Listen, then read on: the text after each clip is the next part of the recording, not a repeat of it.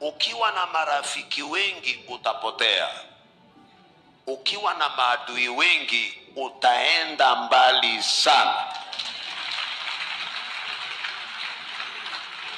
Jambo la kwanza, maadui wanakupa publicity for free. For free. Hauhitaji TV, hauhitaji chochote. Kuna mtu alikuja hapa akahoji hao mapastors akasema akaandika Waislamu wamekatalia kanisani. Watu wanapewa simu siaona hiyo vitu kwa social media.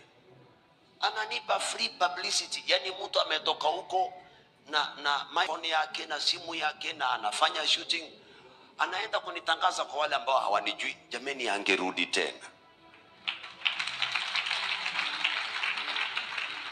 Amenisaidia pakubwa. Wengine wanamwambia umewaanika, wengine wanamwambia mimi nilipona huko, ungekuja kunianika mimi.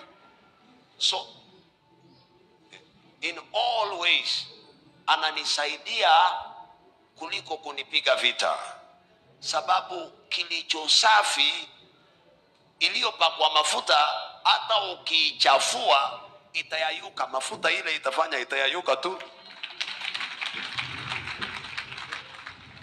Ukitaka kuua mtu, tafuta mtu wa kufa, usitafute mtu aliye na uhai, utachoka.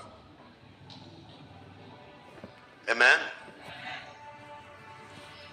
Wewe ukiwa nani yako na kiti hapa? Ngoja nipande.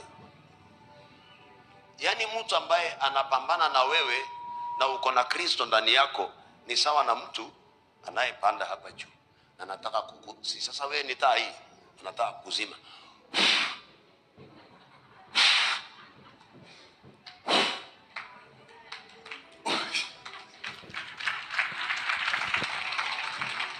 Ungempeleka Churchill show, sababu atachoka. Kuanzia leo hii Kristo afanye makao ndani yako. Anayepambana na wewe akae ni kama anazima hivi.